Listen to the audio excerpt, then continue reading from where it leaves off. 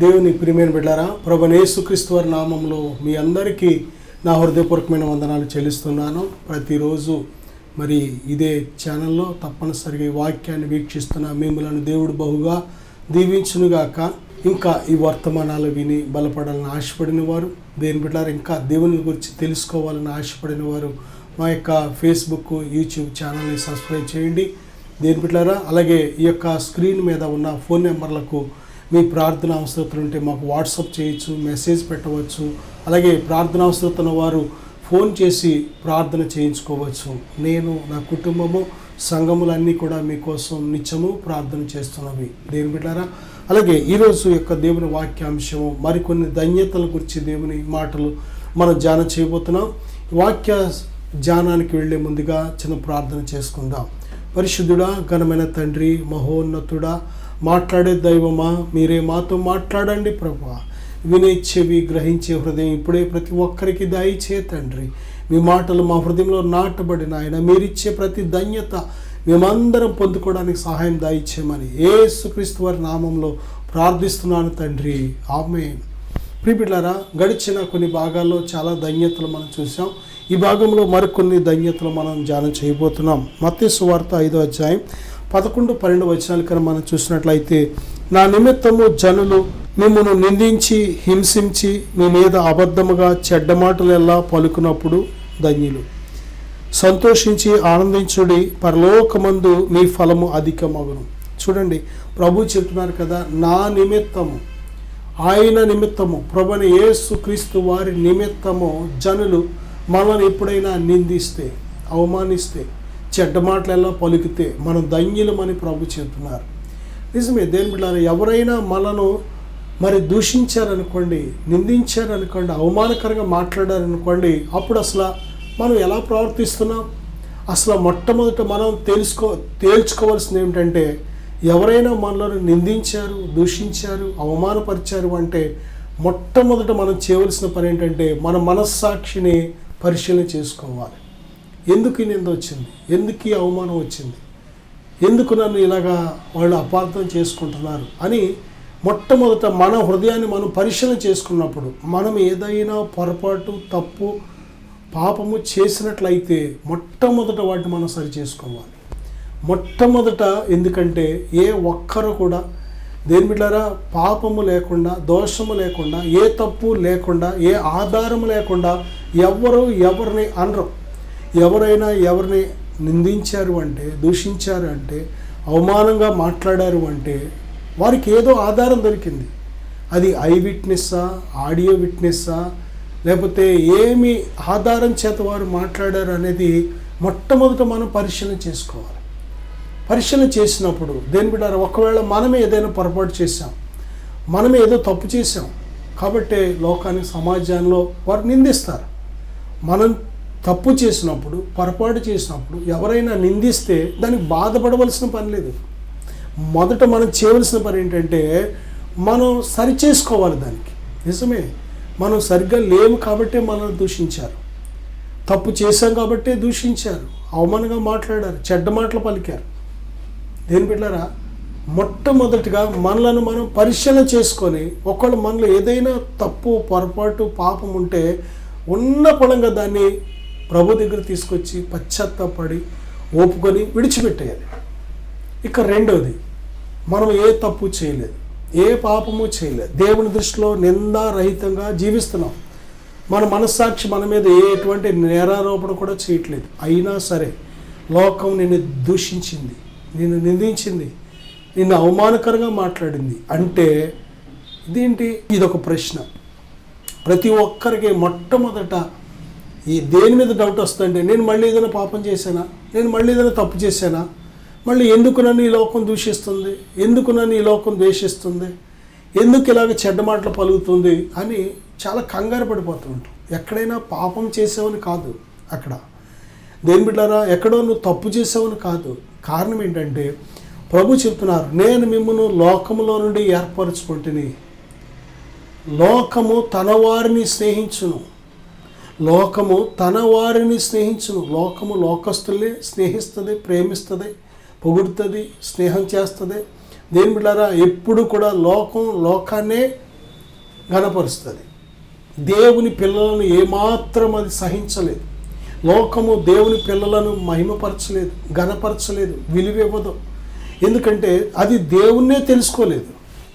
లోకము దేవుని కుమారుడైన మన ప్రభుని యేసుక్రీస్తునే తెలుసుకోలేదు కనుక లోకం నిన్ను దూషించిందంటే, నిన్ను ద్వేషించిందంటే, నిన్ను అవమానకరంగా మాట్లాడిందంటే పెద్ద లెక్కేం కాదు. ప్రభు ఏమంటున్నారంటే ఆయన మన యజమానుడు, మనం ఆయన దాసులు.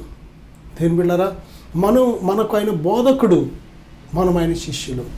బిడ్డలారా, కనుక ఆయననే దూషించినప్పుడు, ఆయననే ద్వేషించినప్పుడు, ఆయననే హింసించినప్పుడు, ఆయన తెలియదు కనుక ఆయన పట్ల అలా ప్రవర్తించింది కనుక ఆయనను సేవిస్తున్న మనము, ఆయనను వెంబడిస్తున్న మనను కూడా ఏమాత్రము లోకం తెలుసుకోలేదు, గుర్తించలేదు. లోకము తన జ్ఞానము చేత దేవునిని ఎరుగలేదని బైబిల్ చెప్తుంది. అందుకే దేవుడు సువార్త అనే ఎర్రితనం చేత నమ్మే ప్రతి ఒక్కరిని రక్షిస్తున్నాడు. అందుకే సువార్త నమ్మే వారికి ఇది దేవుని శక్తిది, రక్షించబడుతున్న వారికి దేవుని శక్తి.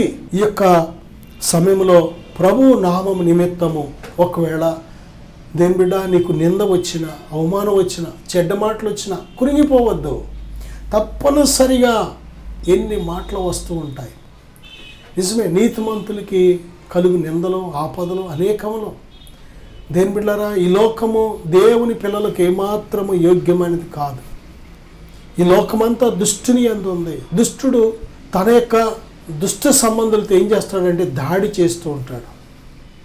సాతాను ఏం చేస్తాడంటే తన యొక్క గుంపుతో దేవుని పరిశుద్ధుల మీద, నీతిమంతుల మీద, యథార్థవంతుల మీద, దేవుని యందు విశ్వాసము భయభక్తులు కలిగిన వారి మీద అనేక విధాలుగా, అనేక రూపాల్లో దాడి చేస్తూ ఉంటాడు. దేని బిడ్డలారా, ఆ దాడిని చూసి బెదిరిపోవాల్సిన పని లేదు. ఎందుకంటే అది దేవునినే తెలుసుకోలేదు. ఒక సమయం వస్తుంది, లోకానికి తీర్పు తీర్చే సమయం, ఒక సమయం వస్తుంది. అప్పటి వరకు కూడా దేని బిడ్డ దేవునికి అప్పగించడమే. పగ తీర్చుకుంటా దేవుని పని, పగ తీర్చుకుంటా దేవుని పని. దేవునికి అప్పగించి నువ్వు ఎప్పుడైతే మౌనంగా ఉంటావో, ప్రశాంతంగా ఉంటావో, దేని బిడ్డారా దేవుడు చూసుకుంటాడు. తప్పనిసరిగా నీ కన్నిటికి జవాబిచ్చే దేవుడు ఆయన. మత్తయి సువార్త 11:6 చూస్తే, నా విషయమై అభ్యంతరపడిన వాడు ధన్యుడని ప్రభు చెప్తున్నారు. దేవుని విషయమై అభ్యంతరపడని వాడు. నిజంగా దేని బిడ్డారా, మందు తాగే వ్యక్తి మందుని చూసి అభ్యంతరపడతలేదు, ఇష్టపూర్వకంగా తాగుతున్నాడు. ఎటువంటి అభ్యంతరం అనేది లేదు తనకి. అది నాశనం కలుగ చేస్తుందని తెలిసి కూడా మందు తాగడానికి అభ్యంతరపడతలేదు. ఒక త్రాగుబోతు, వ్యభిచారం చేసేవాడు వ్యభిచారం చేయడానికి అభ్యంతరపడతలేదు, ఇష్టపూర్వకంగా వ్యభిచారం చేస్తున్నాడు. దొంగతనం చేసేవాడు దొంగతనాన్ని బట్టి అభ్యంతరపడతలేదు, ఇష్టపూర్వకంగా దొంగతనం చేస్తున్నాడు. అబద్ధం ఆడేవాడు అబద్ధాలను బట్టి అభ్యంతరపడతలేదు, ఇష్టపూర్వకంగా అబద్ధాలు ఆడుతున్నాడు. చెడు చూపులు చూసేవాడు ఆ చూపును బట్టి అభ్యంతరపడతలేదు, ఇష్టపూర్వకంగా తన కళ్ళతో చెడు చూపులు చూస్తున్నాడు. కానీ ఈరోజు సత్యాన్ని నమ్మడానికి అభ్యంతరపడుతున్నాం. మనల్ని రక్షించే రక్షకుడిని అంగీకరించడానికి అభ్యంతరపడుతున్నాం. మన బ్రతుకులను బాగు చేసే ఆ ప్రభుని అంగీకరించడానికి అభ్యంతరపడుతున్నాం. మన పాపం నిమిత్తం శిలువ మీద ప్రాణం పెట్టి చనిపోయి తిరిగి లేచిన పునరుద్ధరుడైన ప్రభుని మన హృదయాల్లోకి ఆహ్వానించడానికి అభ్యంతరపడుతున్నాం. మన బ్రతుకులు బాగు చేసుకోవడానికి అభ్యంతరపడుతున్నాం. పాపాన్ని విడిచిపెట్టడానికి అభ్యంతరపడుతున్నాం. దేవుని కోసం ప్రత్యేకించబడిన నీతి కలిగిన జీవితాన్ని, పరిశుద్ధ జీవితాన్ని జీవించడానికి అభ్యంతరపడుతున్నాం. దేని ప్రియమైన బిడ్డారా, చాలామంది దేవుని యొద్దకు రావడానికి సిగ్గుపడుతూ ఉంటారు. సిగ్గు దేనికి? పాపం చేస్తే సిగ్గుపడాలి, తప్పు చేస్తే సిగ్గుపడాలి, దేవునికి ఇష్టం లేనిది ఏదైనా చేస్తే సిగ్గుపడాలి. కానీ దేవుని యొద్దకు రావడానికి సిగ్గుపడవలసిన పని లేదు. నీ బ్రతుకుని బాగు చేసుకోవడానికి సిగ్గుపడవలసిన పని లేదు. నువ్వు దేవుని కోసం ప్రకాశించడానికి సిగ్గుపడవలసిన పని లేదు. నీతిగా బ్రతకడానికి సిగ్గుపడవలసిన పని లేదు. పరిశుద్ధంగా బ్రతకడానికి సిగ్గుపడవలసిన పని లేదు. ఆయన నీతి మార్గంలో నడవడానికి సిగ్గుపడవలసిన పని లేదు. జై జీవితాన్ని జీవించడానికి సిగ్గుపడవలసిన పని లేదు. నువ్వు ఎప్పుడైతే దేవుని నిమిత్తం అభ్యంతర పడుతూ ఉంటావో, దేవుని మాట వినడానికి అభ్యంతరం, రావడానికి అభ్యంతరం, నీ హృదయాన్ని దేవునికి సమర్పించడానికి అభ్యంతరం, ఎప్పుడైతే ఈ విధంగా దేవుని నిమిత్తం అభ్యంతర పడుతూ ఉంటావో నువ్వు చాలా ఆశీర్వాదాలు నష్టపోతున్నావు, పొందకుండానే మిస్ అయిపోతున్నావు. నా సహోదరుడా, సహోదరు, అందుకే ప్రభు చెప్తున్నారు, నా విషయమై అభ్యంతర పడని వాడు ధన్యుడు. నిజంగా దేవుని చేర్చుకోవడానికి అభ్యంతర పడద్దు, దేవుని యందు విశ్వాసం ఉంచడానికి అభ్యంతర పడద్దు. మత్తయి సువార్త 16వ అధ్యాయం 17వ వచనంలో ప్రభు చెప్తున్నారు కదా, సీమోను బర్యోనా, నీవు ధన్యుడవు, పరలోకమందున నా తండ్రి ఈ సంగతి నీకు బయలుపరచనే కానీ నరులు నీకు బయలుపరచలేదు. ప్రభుని తెలుసుకోవడానికి మన యొక్క మనసుతో మనం దేవుని ఏమాత్రం తెలుసుకోలేం, మన సెన్సెస్తో, పంచేంద్రియాలతో ఏమాత్రము కూడా తెలుసుకోలేం. దేని బిడ్డారా, దేవునిని తెలుసుకోవాలి అంటే దేవుడే తన్ను తాను మనకు బయలుపరుచుకోవాలి. మనం నెతికి కనుగొనేది కాదు. దేవుని నువ్వు తెలుసుకోవాలి అంటే దేవుడు తన్ను తాను నీకు బయలుపరుచుకుంటేనే, నీ హృదయానికి ఆయన ఒక ప్రత్యక్షత ఇస్తేనే దేవుని నువ్వు తెలుసుకోగలుగుతావు. చాలా చోట్ల చాలామంది దేని బిడ్డలారా చదువు లేనప్పటికీ, వారికి సరైన మాట్లాడే జ్ఞానం లేనప్పటికీ వారు దేవునిని తెలుసుకున్నవారు. మన దృష్టిలో వారు తక్కువ వారే, నీ దృష్టిలో వారు చాలా చీప్గా ఉండవచ్చు, కానీ వారు సర్వశక్తిమంతుడైన దేవుని చేత ఒక ప్రత్యక్షత పొందినవారు. అందుకే వారు దేవుణ్ణి యథార్థంగా ప్రేమించగలుగుతారు. దేవుణ్ణి సేవించడం, దేవుణ్ణి మనస్ఫూర్తిగా ప్రేమించాలన్నా, సేవించాలన్నా, వెంబడించాలన్నా దేవుని నుంచి తప్పనిసరిగా ఒక ప్రత్యక్షత అనేది నువ్వు పొందుకోవాలి. నా సహోదరుడా, సహోదరి, దేవుని నుంచి ఒక ప్రత్యక్షతను పొందుకోకపోతే, ఆయన ఎవరో నువ్వు తెలుసుకోకపోతే నువ్వు ఏమాత్రం దేవుణ్ణి సేవించలేవు. సీమోను బర్యోనా, నీవు ధన్యుడవు, పరలోకమందున నా తండ్రి ఈ సంగతి నీకు బయలుపరచనే కానీ నరులు నీకు బయలుపరచలేదు. అంటే రక్తమాంసములు నీకు బయలుపరచలేదు. రక్తమాంసములు అంటే పంచేంద్రియాలు. దేని బిడ్డారా, కంటితో చూసి నమ్మేవారు కొద్దిమంది, చెవులతో విని నమ్మేవారు కొద్దిమంది, చేతులకు స్పర్శకు తగిలితే నమ్మేవారు కొద్దిమంది. దేని బిడ్డారా, ఈ లోక సంబంధమైన టెస్టింగ్, నాలుకతో రుచిని ఏ విధంగా చూస్తామో, చెవులతో శబ్దాన్ని ఏ విధంగా ఆలకిస్తామో, అలాగే కళ్ళతో ఏ విధంగా చూసి నమ్ముతామో ఆ విధంగా నమ్మినట్లయితే అది రక్తమాంసాలు బయలుపరిచినట్లు లెక్క. కానీ అలాగ నువ్వు దేవుణ్ణి తెలుసుకోలేవు. బైబిల్ చెప్తుంది, దేవుడు ఆత్మ. నీ హృదయానికి ఆయన గోచరం కావాలంటే విశ్వాసము ద్వారా మాత్రమే దేవుడిని తెలుసుకోగలుగుతావు. విశ్వాసము లేకుండా దేవుణ్ణి నువ్వు ఏమాత్రము కూడా గ్రహించలేవు. ఫీలింగ్స్ ద్వారా, ఎమోషనల్ ద్వారా, ఉద్రేకాల ద్వారా నువ్వు ఏమాత్రం దేవుని యొక్క ఆత్మను నువ్వు గ్రహించలేవు. విశ్వాసము ద్వారా మాత్రమే దేవుని యొక్క సమస్త చర్యలను నువ్వు గ్రహించగలుగుతావు. నా సహోదరుడా, సహోదరి, పేతురు ధన్యుడు అని ప్రభు ఎందుకన్నారంటే, పరలోకపు తండ్రి ఆయన పంపించిన అద్వితీయ కుమారుడని ఆ ప్రభుని యేసుక్రీస్తు వారిని గురించి పేతురుకు బయలుపరిచారు. కనుకనే పేతురు అంటున్నాడు ఏమనంటే, నీవు సజీవుడవగు దేవుని కుమారుడైన క్రీస్తువు. ఈరోజు నీ ప్రభుని వెంబడించే వారు అందరూ ఇటువంటి ప్రత్యక్షత కలిగిన వారు కాదు.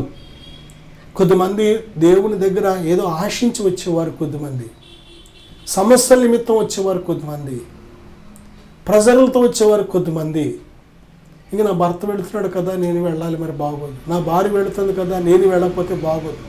మా అమ్మ వెళుతుంది కదా నేను వెళ్ళాలి, లేకపోతే బాగోదు. లేకపోతే పాస్టర్ గారు చెప్పారు కదా, లేకపోతే వెళ్ళకపోతే బాగోదు అని ఈ విధమైన దేని బిడ్డలారా ఏదో ఒక కారణం చేత మాత్రమే ప్రభు యొద్దకు వచ్చినంత మాత్రాన ప్రభుని తెలిసిన వారం కాదు. దేవుని నుంచి నువ్వు ఒక ప్రత్యక్షత పొందుకోవాలి. ఆయన ఎవరో నువ్వు తెలపబడాలి అంటే తప్పనిసరిగా దేవుని ఆత్మ సహాయం కావాలి.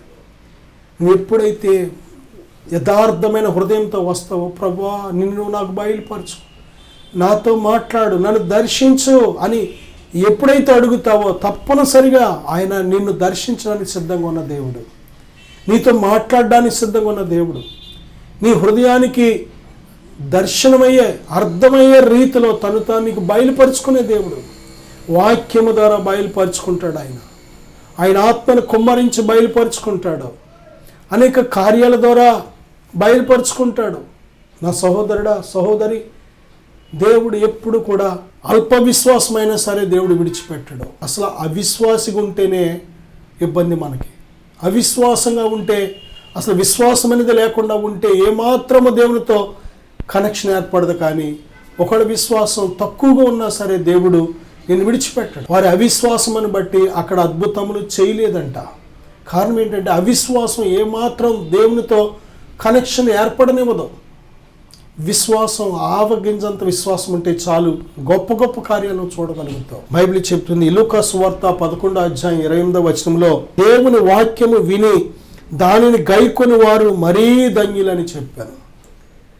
దేవుని వాక్యం వినడం, దేవుని వాక్యం బోధించడం, ఈ రెండు చాలా ప్రాముఖ్యమైన విషయాలు. కానీ ఈ రెండిటికంటే మరొకటి ఉంది, దేవుని వాక్యాన్ని గైకొనడం.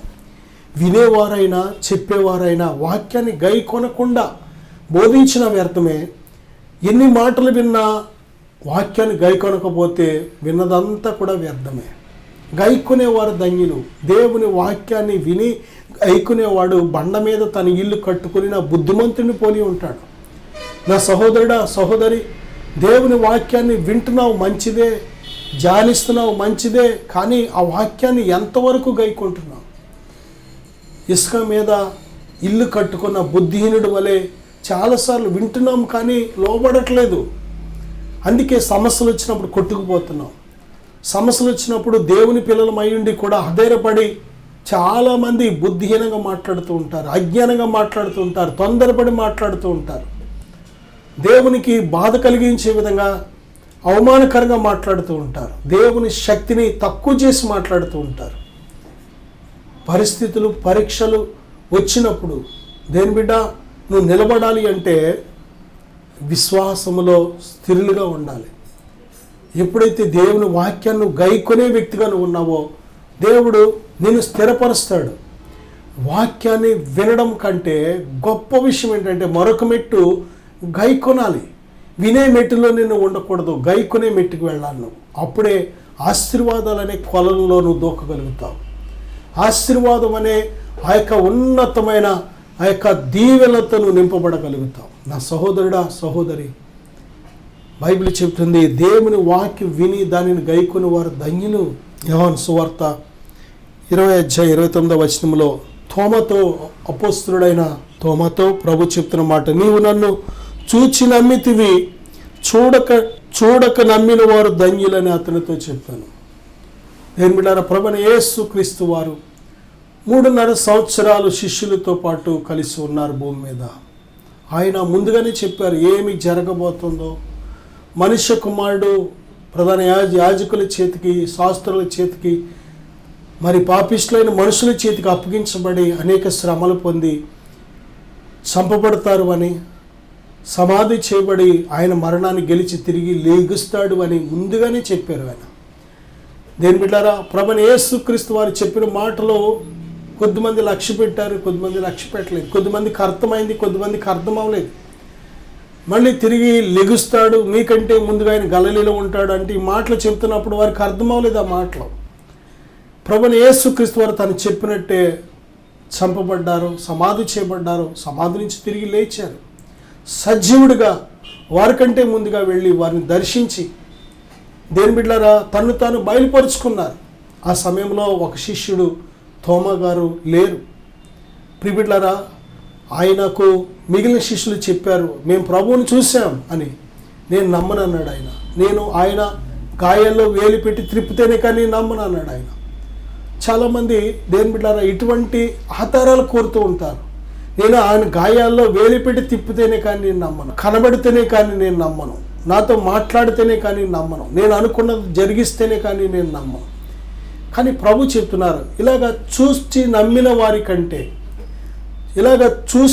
వారి కంటే ఎవరు ధన్యులు అంటే చూడక నమ్మిన వారు ధన్యులు. నిజమే దేని బిడ్డారా, అన్నిసార్లు చూసే ఆధారాలు దేవుడు ఇవ్వడం మనకి. ప్రతిసారి చూసే ఆధారాల దేవుడు. ఇవాళ డబ్బు కావాలి, డబ్బు ఇస్తే నమ్ముతాను ప్రభువా అంటే డబ్బు ఇస్తాడో నమ్ముతావు, డబ్బు ఇచ్చినంతసేపు నమ్ముతావు. ఆ డబ్బు ఆపేసాడంటే నమ్మలేవు. ఆరోగ్యం కావాలి, ఆరోగ్యం ఇస్తే నమ్ముతాను ప్రభు అంటే ఆరోగ్యం ఇస్తాడు. కొన్నిసార్లు ఎప్పుడైనా ఆరోగ్యం ఇవ్వలేదనుకోండి, అనారోగ్యం వచ్చింది, ఈసారి స్వస్థపరచలేదనుకోండి, నమ్మమిక. చాలాసార్లు దేని బిడ్డారా, చాలామంది ఈ విధంగా ఐ విట్నెస్ మీద, సెన్సస్ విట్నెసెస్ మీద, అంటే పంచేంద్రియాల సాక్ష్యాల మీద ఆధారపడుతూ ఉంటారు. ఇది మంచిది కాదు. ఈ విశ్వాసం దేని బిడ్డారా కొద్ది రోజులకి నిన్ను భ్రష్టుడిగా, అవిశ్వాసిగా చేసేస్తుంది. కొద్ది రోజులకి భక్తిహీనుడిగా అయిపోతావు.